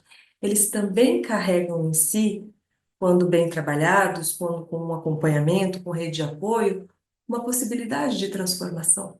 Então, às vezes, aquela roda gigante, aquele curto-circuito que estava indo de um jeito, né? Aquele circuito, na verdade, que estava indo de um jeito, tem um curto-circuito e falha. E produz muito sofrimento isso, a ponto da pessoa dizer, eu não quero sentir medo, eu não quero sofrer. A pergunta é, será que a gente não olha para isso também como uma semente de possibilidade de transformação? Mas eu diria que é uma pergunta muito rica e que pode gerar muito espaço de trabalho, que é o campo da saúde mental, né? As perguntas, elas produzem efeito. A gente brinca, né, com os pacientes, inclusive eu faço análise também, às vezes você está lá lavando uma louça, lembra aquilo que foi dito, aquela pergunta, e ela reverbera, e ela produz um efeito que continua. Então, acho uma pergunta fantástica, impossível do ponto de vista de ser respondida como não, né? Assim, nós não podemos não sentir medo, mas que é rica do lugar do sofrimento que pode ser trabalhado. E dizendo isso, eu quero agradecer imensamente a todos que estão aqui conosco. Quero agradecer a Verônica, a Unidos, a Vertex. Quero agradecer profundamente a doutora Catarine pela fala. Foi um prazer enorme. Acho que a fibrose cística é um espaço de muito aprendizado para mim, para a equipe, para os pacientes, para a família, e que nós possamos andar nisso juntos. Se eu puder sair daqui hoje com uma mensagem só, de que falar dos nossos sentimentos, não interessa quais sejam, culpa, medo, angústia, vergonha, raiva, não deve ser um motivo de julgamento, deve ser um espaço para que nós possamos ser humanos e mudar, sem tanto sofrimento, sem tanta cobrança. Eu acho que é um campo muito rico para a gente continuar nessa maratona. Muito obrigada, boa noite. Obrigada, Fer. Incrível também as tuas colocações. A gente também abraça todo mundo que está aqui conosco, né? Acho que realmente foi um momento. Também quero agradecer a generosidade, e a abertura de todo mundo que esteve aqui nessa noite. Acho que foi uma noite tensa, densa, intensa, emocionante. Então, tivemos aí muitas reflexões. É um conteúdo que realmente, literalmente, mexe com as nossas emoções e com os nossos corações. E aí eu queria fazer as minhas considerações finais. Acho que também, assim, a ideia da gente falar e fazer algumas conexões, reflexões e teorias no sentido mais de clarificar algumas coisas é justamente para que a gente consiga construir esse conhecimento junto, mas aqui, quando eu trago a frase, por exemplo, de que a comparação é o ladrão da felicidade, sentimentos, emoções, sofrimento e a vida de cada um é algo que não se compara a nada e absolutamente nada. Primeiro, porque a gente não está falando de um problema da vida qualquer, a gente está falando de uma condição extremamente delicada. A saúde mental por si só já é algo muito delicado. A adesão ao tratamento na fibrose cística é muito complexa, né? Mas o sofrimento destas famílias, a gente nunca, de jeito nenhum, vai conseguir transpor aqui em palavras, num bate-papo de 1 hora e meia, e vai conseguir traduzir o que significa o sofrimento de uma família que tem uma pessoa com fibrose cística, que é a fatia que a gente está tentando trazer aqui para essa noite, do como isso pode acontecer. Então, é claro que a gente nunca vai conseguir falar sobre esse processo de aceitação com uma receita de bolo. A gente não vai conseguir falar, siga por aqui ou por aqui que vai funcionar. Então, doença crônica, de modo geral, ela é um complicador gigantesco. Vou até usar um termo de uma mensagem que chegou para mim no inbox, entre aspas, é uma porrada na cabeça dos pais. Esse é o termo que daria talvez para a gente traduzir, fecha aspas. E claro que não só da mãe, da família como um todo. Existe um abismo que se abre a partir do momento da gente ter a criação, né, da ideia do que vai ser essa gestação, o nascimento, e de repente se vem um diagnóstico como esse, leva um tempo para a gente se encontrar, às vezes uma vida toda. A gente não consegue comparar a problemas corriqueiros da vida, ao mesmo tempo a gente também não consegue dizer que os problemas que as pessoas vivem são menores ou maiores. Aqui a gente está falando de problemas diferentes, né? E aí acho que, infelizmente, claro, a gente não tem muito sobre. A gente tem, como a gente comentou, né, majoritariamente a figura feminina nesse contexto, a figura da mãe, mas também trouxemos aqui a reflexão sobre a família de modo geral, sobre os pais e sobre as diferenças que compõem uma família, um ser humano e um indivíduo, como também vocês muito bem trouxeram. Então, acho que eu queria também fazer esse disclaimer aqui final, né, essas considerações finais, de que acho que o grande objetivo de hoje foi parar, vamos falar sobre isso, vamos olhar para isso, vamos refletir de que sim, precisamos cuidar da gente. Lembra daquela historinha do avião? Primeiro bota a máscara em você, para depois botar máscara no outro, para conseguir ajudar as outras pessoas. Então, acho que é um pouco esse chamado de atenção, um pouco essa reflexão, lançar luz para esse tema, pedir ajuda, conversar, criar vínculo, enfim. Muitas coisas boas, estivemos ao lado de duas pessoas muito legais. Espero que vocês tenham de fato gostado e aproveitado. Adorei a interação de vocês. E a gente chega assim ao final da nossa primeira videoaula, desse nosso primeiro bate-papo, dessa quarta e tão especial temporada do Rodão do Brasil Online. A gente conversou hoje sobre saúde mental na fibrose cística, ao lado da psicóloga Fernanda, da enfermeira doutora Catarine. Sem dúvida, eu e todo mundo que acompanhou e as pessoas que vão ver esse conteúdo depois, aprendemos muito com todo o conhecimento, com todas as trocas e com as experiências compartilhadas por vocês. Quero também lembrar que a cartilha que a Fer falou, que a gente está lançando aqui hoje também com muito carinho, oficialmente, Saúde Mental e Fibrose Cística, Fibra em Foco para Conhecer e Cuidar, está disponível gratuitamente no site do Unidos pela Vida, que é a nossa organização aqui que está apoiando esse trabalho, que é unidospelavida.org.br/cartilhas ou em materiais.unidospelavida.org.br. Lá vocês encontram um montão de cartilha e no /saúde mental esse material. Também quero agradecer a participação das nossas convidadas, mas também o time da RSTcom, que está aqui nos bastidores, tem um monte de gente trabalhando para isso acontecer, da Vertex pela realização desse evento e, claro, do time do Unidos pela Vida, Cami, Gabriel, Lia, Cris, Marise, todo mundo, pelo apoio e suporte nessa transmissão. Aproveito para relembrar que essa videoaula em breve vai estar disponível no nosso canal do YouTube do Unidos pela Vida. Se você quiser já clicar em links aqui na plataforma para se inscrever no canal e não perder essa atualização, corre ali que dá tempo.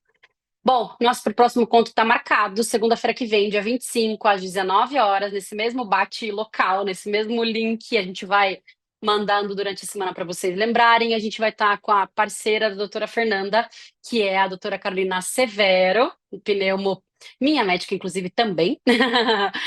Carol Severo é pneumologista de adultos, do nosso Centro de Fibrosística de Adultos aqui de Curitiba, e a doutora Débora Chong, que é pneumologista pediátrica. A gente vai falar sobre cuidando da mente, a fibrosística na infância, adolescência e vida adulta. A participação de vocês, claro, neste e todos os projetos do Unidos pela Vida é muito importante. Também quero que vocês conheçam um pouquinho mais do nosso trabalho em unidospelavida.org.br. A gente faz tudo com muito amor, muito carinho, muito profissionalismo, muita ética, e isso ajuda, claro, pode fazer toda a diferença para a gente. Então, se você quiser também apoiar o Unidos pela Vida, acessa lá unidospelavida.org.br/doe e nos ajude em tantas outras ações que a gente quer fazer. Muito obrigada mais uma vez por toda a audiência de vocês até aqui. Espero vocês segunda-feira que vem. Boa noite, grande abraço e até mais.